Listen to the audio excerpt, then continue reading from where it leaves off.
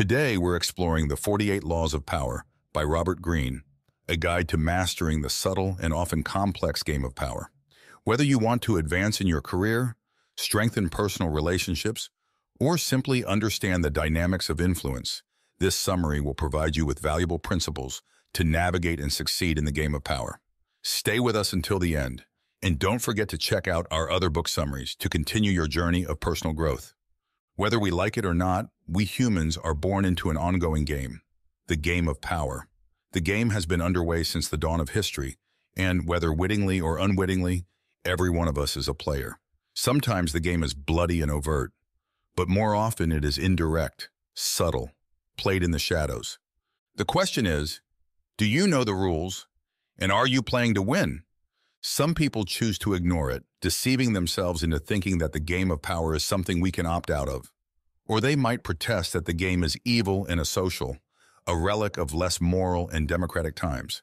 These players are easily dominated by those who embrace the game. Others, like domineering playground bullies or charismatic business titans, seem to be natural adepts, dominating without even trying. But the game is not rigged in their favor. Their skills can be learned and mastered by anyone who studies the game and plays it well. In The 48 Laws of Power, Robert Greene maps out the rules of the game, using historical examples from civilizations across the globe, drawing on 3,000 years of history. He distills the lessons from master manipulators that will teach you how to outmaneuver your opponents and become a master player, a modern-day Machiavelli. In this summary, we'll give you a glimpse, a first taste of power, by distilling 12 of the book's 48 laws. After all, we wouldn't want to give away all the secrets, now would we? In this summary, you'll find out how a beginner's mistake can help you win big, why a finance minister was cast into a dungeon for preparing a glorious party for his king, and how sometimes your best chance to win a battle is by surrendering. Don't outdo the master. Have you ever tried to impress your boss only to have your efforts backfire on you?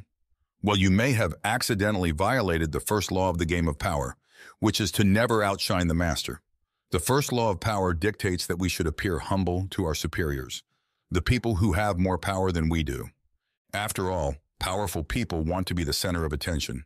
Trying too hard to impress them can shift attention away from them and onto you, hurting their pride in the process.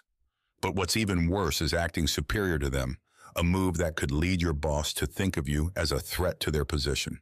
If this happens, they probably will attempt to remove you from your position entirely. Take the relationship between King Louis XIV of France and Nicolas Fouquet, the king's finance minister. A smart and loyal advisor, Fouquet became indispensable. But this didn't guarantee him the position of prime minister when the incumbent minister died. To gain the king's favor, Fouquet threw a lavish party at his extravagantly furnished chateau to show the king how well-connected and influential he was. The next day, Fouquet was arrested by order of the king. Louis XIV felt overshadowed, and he accused the minister of stealing to amass such extravagant wealth. The veracity of the accusation was beside the point. Fouquet lived out his remaining days in a prison cell. So now you know, acts of extravagance and demonstrations of personal brilliance might not impress your boss. Quite the contrary. So how can you gain favor? Well, a better strategy is to always make the person in charge look better than everyone else, including yourself. Take Galileo Galilei as an example.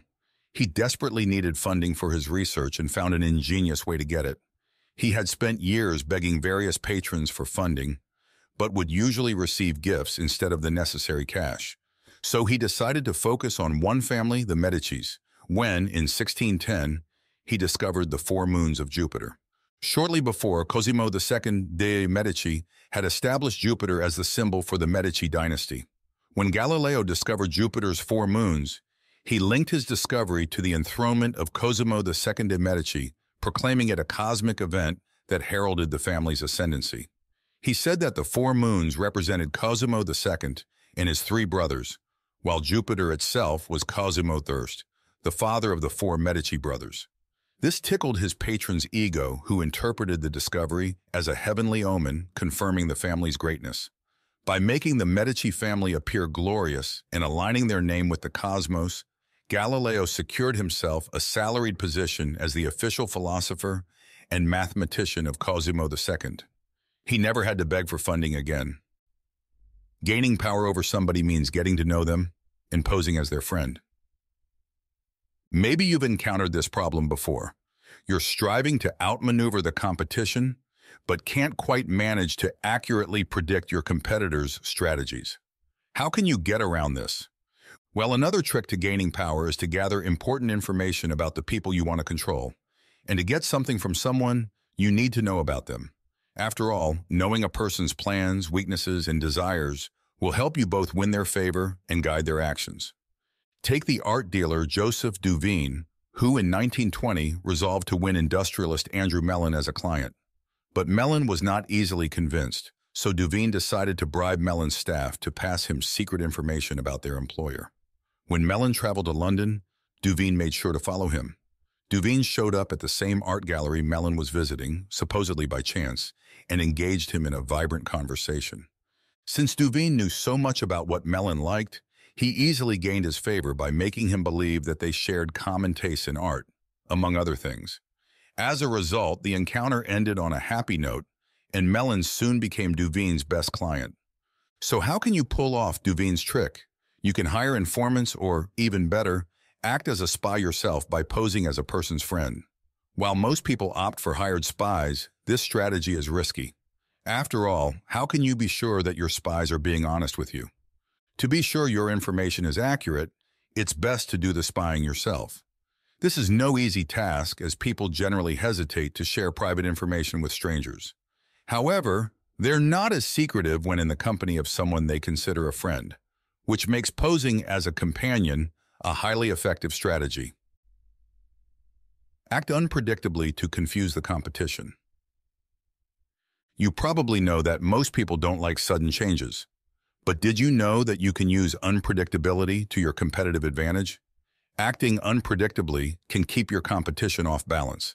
Here's how. In competitive scenarios, your opponents will likely try hard to figure you out by monitoring your habits and decision-making, and they won't hesitate to use this information against you. In this situation, your best move is to act erratically. Being unpredictable will protect you from being understood by your opponents, which will intimidate and unnerve them. Take the famous 1972 chess match between Bobby Fischer and the Russian champion Boris Spassky. Fischer knew that Spassky's technique was to target the routines and predictability of his opponent, and Fischer used this information to his advantage by playing as unpredictably as possible. Even in the days leading up to the match, Fischer made it seem unclear whether or not he would make it to Reykjavik, where the pair was set to play. And when he did arrive, it was moments before the match was set to be canceled due to his absence. After this stunt, Fischer proceeded to complain about everything from the lighting to the chairs and noise in the room. When they finally began the first match, Fischer made careless mistakes before giving up. An odd move since he was known for his persistence. Spassky couldn't tell if he was actually making mistakes or just bluffing. At this point, Fischer had Spassky just where he wanted him. When your competitor is sufficiently confused, you're in a perfect position to win. Why? Doing things that perplex your opponent will cause him to try to explain your behavior and distract him from the task at hand, giving you the chance to strike. So, after 2 games of chess, Fischer began winning game after game with bold moves. Spassky conceded, and Fischer was named world champion. Surrendering to a stronger opponent will help you gather power later. Have you ever taken on an opponent knowing that you'll never win? While it's common for people to fight for glory against all odds, it's not the route to power. So what should you do when faced with a more powerful opponent? Give up. This may seem an odd strategy, especially since humans instinctively fight their enemies to protect themselves. But when a competitor acts with aggression, he will expect you to respond in the same way. In cases where you know that the competition has you beat, your best move is to surrender. Why? If you give up or at least convince your enemy that you've done so, you can ensure that he won't deliver substantial damage. Not only that, but your opponent, thinking he has won, will also let down his guard. When he does, you'll have a golden opportunity to regain your strength and plan your next move. Take the case of Bertolt Brecht, a writer of revolutionary communist ideas, who immigrated to the United States in 1941 to join other intellectuals exiled from Europe. After World War II, Brecht and his peers were summoned before the U.S. Congress, which was investigating a supposed communist infiltration of Hollywood. While his fellow radicals caused a commotion and challenged the authority of Congress by yelling and being uncooperative, Brecht was calm and politely answered the questions he was asked. Because of his good behavior, Brecht was released by the government, which even offered to help him with his immigration procedure. In the end, their offer was irrelevant because he left the country and continued writing about his firm communist beliefs. And his stubborn friends? They were blacklisted, unable to publish for years. So do as Brecht did and make surrender a tool of self-empowerment. Build up long-term strength rather than making major sacrifices for a short-lived moment of glory. If you want to be treated like a superior, you've got to act like one. Are you higher up the ladder than someone else? If so, it's essential to act the part, unless, of course, you prefer to be seen as their equal. But a word of warning, acting as if you're equal to others while holding a superior position will only inspire contempt. Take Louis Philippe, King of France during the 1830s and 1840s. He despised royal ceremonies and all the symbols associated with the throne. In defiance of the formalities required of his position, he was infamous for wearing a gray hat and holding an umbrella in place of his crown and scepter. He didn't even keep the company of royalty, mostly befriending bankers instead. But the king's behavior didn't do him any good. He was soon hated by both rich and poor. Wealthy people disapproved of the unlikely king, while the poor disliked a monarch who acted like the lower classes, but didn't look out for them. Even his banker friends turned on him when they found they could insult him without being reprimanded. All this hatred mounted until the people rose up against him, and he was forced to abdicate the throne. In general, people are suspicious of higher-ups who act like they're equals. Doing so leads others to think you're dishonest, as they'll assume your modest ways are a sly trick to cloud your privileges. So what's a better tactic? You should instead use the strategy of the crown to make people treat you like royalty. Simply put, if you believe you're above others and act accordingly, other people will begin to believe you're superior too. They'll assume there is good reason for you to act in such a way. Christopher Columbus behaved like royalty, and consequently, most people viewed him as such. In fact, it was his confident socializing with the Spanish royal family that eventually convinced the Spanish throne to finance his voyages. Seduction works better than coercion to gain power over others. Picture yourself as Zhuge Liang, head strategist for the ancient Chinese state of Shu. War has just been declared on China from the south by King Menghuo, and it's up to you to stop him and save the country. But before learning what you should do, it's essential to know what you shouldn't. First of all, using force and coercive tactics is never wise, even when they're the easiest choice. If you do exercise your strength, people will secretly resent you, because force breeds resistance. Liang knew this and didn't attack, even though he probably would have defeated the invading army. However, if he had, Menghuo would have resented both China and Liang, and the country would have to continuously protect itself. This would have exhausted everyone involved and bred paranoia. Seduction is a better strategy.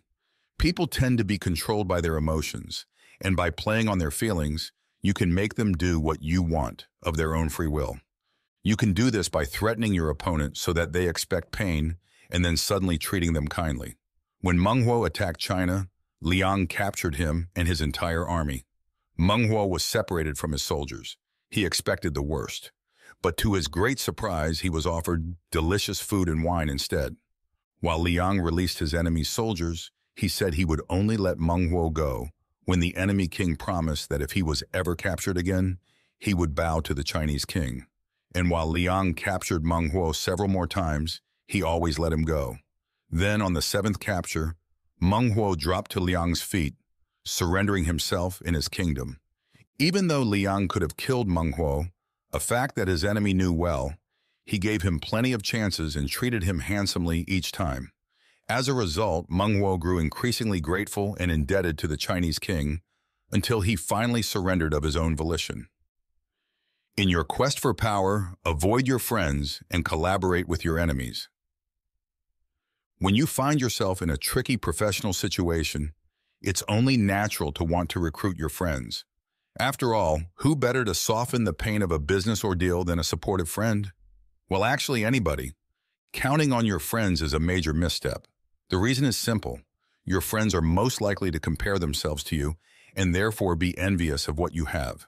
That's why the smartest move is to create distance between you and them. Chinese emperors were regularly assassinated by their closest friends, many of whom they had appointed as generals. Aware of this treacherous potential, Emperor Sung took a different tack. In 959, he cleverly invited his generals, all friends of his, to a banquet. Once there, he offered them estates and riches, leading all of them to retire to palaces. As a result, Sung reigned for another 16 years, a feat that was unheard of at the time. But if you push your friends away, with whom are you supposed to work? It may seem odd, but the best idea is to collaborate with your enemies, thereby broadening your influence. In 1807, the foreign minister of France, Talleyrand, realized that Napoleon was losing his influence over the empire. With this in mind, Talleyrand attempted to overthrow him. But to carry out such a dangerous plan, he needed a serious accomplice. In the end, he unexpectedly found the perfect person in the chief of the secret police, Joseph Fouché, who had long been Talleyrand's political adversary and the primary rival for Napoleon's favor. Nevertheless, the collaboration worked because both men believed that Napoleon was going down and that France needed a new leader. So while Talleyrand undercut Napoleon's diplomatic work with Russia, Fouché worked with the English to further undermine the emperor's position. Eventually, Napoleon was overthrown, and while Fouché also lost influence, Talleyrand rose to be an important minister in the government that took power. Convince people through artful action rather than argumentation. Have you ever gotten into a heated debate that went late into the night, eventually resulting in the other person begrudgingly conceding? It's easy for the most stubborn among us to count such events as victories. But beware, the truth is quite different. In reality, working to convince others by debate is a total waste of time and can even be dangerous, especially if they're powerful.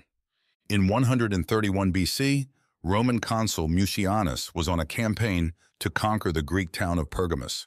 To break down the city walls, he needed a massive ship mast to be turned into a battering ram. However, the engineer who had been assigned the task knew that a smaller mast would work better. He argued his point to the soldiers, insisting that they bring the consul the smaller of the two. He was right. The smaller mast would have worked better. But that didn't matter. The engineer was disrobed and whipped to death for the trouble he had caused. In other words, it isn't enough to be right and tell people so. A better approach is to convince people through cunning action. Often, with a little bit of thought, you can come up with a way to ensure that your idea prevails while making your opponent believe that you agree with them. Sir Christopher Wren, the famous 17th century British architect, was once commissioned to design a town hall for Westminster. But he wasn't left to his own devices. The mayor of Westminster, fearing that the building might fall down and destroy his office on the first floor, demanded that 2 extra supporting columns be added. Wren knew that the mayor's fears were baseless, but instead of saying so, he simply built the 2 columns. Many years later, builders working on a high scaffold found that the columns ended just before meeting the ceiling. In reality, they were doing nothing at all to hold the building up. The rather cunning Wren had avoided a useless discussion while still making sure that his point was proved. The pillars were eventually removed. When seeking another person's help, rely on their self-interest, not their goodwill. Assuming power is no easy task, and if you want to succeed, you'll need to ask others for help. But how you ask is important. After all, you could ask people to aid you simply out of the goodness of their hearts. But that would be a mistake. In the 1400s, there was an Italian prince in the town of Lucca. This prince was famous thanks to the support of a powerful family, the Poggios. However, after rising to power, he forgot all about the family, solely pursuing his own interests. Annoyed by this, the Poggios began conspiring with other families to overthrow the prince. But before they did, one member of the Poggio family, Stefano, argued that diplomatic methods should be used instead. Stefano went to the prince, describing the coming rebellion and asking him to consider what the Poggios had done for him. Upon hearing this, the prince invited the Pojos to his palace, where, rather than changing his ways and rewarding the family justly, he had them imprisoned and executed, including Stefano. Simply put, asking people to do the right thing often doesn't work out. Appeal to their self-interest instead. But this can be tricky, for the simple reason that most people are incapable of seeing beyond their own self-interest in order to consider other people's self-interest. In the 16th century, Portuguese emissaries to Japan worked desperately to establish relationships with the Japanese and convert them to Christianity. The plan failed. Not because the Portuguese were unwilling to appeal to the self-interest of the Japanese, but because the Portuguese were too focused on their own religious agenda to identify the true interests of the Japanese. By contrast, when the Dutch arrived in Japan a century later, they were clever enough to recognize these interests. They found that the Japanese desired trade agreements that would grant them access to the European market, something the Dutch could deliver. As a result, the Japanese emperor, Tokugawa Ieyasu, ditched the Portuguese and developed relationships with the Dutch instead. Being overly available will turn people off. Holding back is the key to desirability. Practically every person who has tried dating has been frustrated by human nature to one degree or another. After all, there's a basic formula when it comes to love. If your lover returns your calls, you immediately lose interest. If they ignore you, you go mad with desire. But this doesn't just apply to love. It's another basic law of power. It might sound simple, but the truth is that being too accessible will make people lose interest in you. In the 8th century BC, Media, a city in what is now Iran, was inhabited by people who were against monarchs and any individual who held too much power. However, without a ruler, chaos was almost inevitable. In this cacophony, a man named Deiosis offered to mediate between rival parties and resolve their disputes. He was skilled at this, and his work gained him widespread admiration and love. However, after a while, as he continued to mediate and resolve, people began to take his work for granted. And since they were still opposed to the idea of a powerful ruler, they had no intention of giving him more power. Deiosis was failing to instrumentalize a key law of power. Unavailability is essential to being desirable. After all, it's only when you disappear that people remember how valuable you are. Deiosis eventually realized this and knew that the only way he would receive the recognition he deserved was by retiring. So he moved to the countryside and let Media return to its former chaos. Pretty soon, the Medians arrived at his door, desperately begging him to return and rule over them. He agreed on one condition: a huge palace should be constructed for him, armed to the teeth with bodyguards. Once the people agreed, he ruled the area for 53 years. Instead of isolating yourself out of fear, surround yourself with those on whom you depend. When people find themselves surrounded by others, some of whom are obvious enemies, it's only natural to seek out protection. During times like these, building a fortress to hide in can feel like the perfect solution. But actually, isolating yourself in this way is counterproductive because it also cuts you off from power and influence. You can't attain any significant power without a sense of what's happening around you. Just take an example from China in 220 BC. Cai Shi Huangdi was not only emperor of China, but also the most powerful person in the world.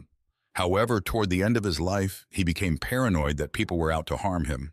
So he retired to a lavish palace, protected by a maze of secret passageways that let him move from room to room without ever being seen. Anyone who so much as set eyes on the emperor would be executed immediately. As a final precaution, the emperor only traveled alone, elaborately disguising himself when he did to avoid recognition. It was on one such outing that he died, estranged from his family, isolated from his friends, and forgotten by his court. Isolation isn't the answer. Instead, you've got to surround yourself with the people on whom your power depends. There's perhaps no starker contrast to Cai Shi Huangdi than Louis XIV, who filled his Versailles palace with courtiers who were bound to attend daily social events in his room. The aristocracy had been rebelling against the growing power of the king since they had lost the right to govern and exploit large territories independently of the monarch. The aristocrats were naturally not pleased about these changes. By keeping the very same nobleman in his chambers under his watchful eye, Where he could use his powers of manipulation and careful endowment of privileges, Louis stopped the rebellion. In fact, his courtiers vied for his favor and attention. Final summary. The game of power is always being played, and it always has been. You can try to ignore the game, but you can't opt out. So your best bet is to learn the rules and play as best you can. Historically, the world has been ruled by power and conquest. Of course, much has changed in the modern era, but the importance of control and dominance has remained. By learning from the failures and victories of historical power struggles, you too can become a force with which to be reckoned, a strong contender in the game of power. Thank you for staying with us until the end. We hope this summary has provided you with valuable insights and inspired you to take action. If you found this summary helpful, don't forget to like, subscribe, and click the bell icon so you never miss out on our future summaries. We love sharing content that can truly make a difference in your life. Before you go, please drop a comment below sharing one key takeaway from today's lesson. Remember, mastering the game of power begins with understanding its rules and applying them wisely. See you in the next summary.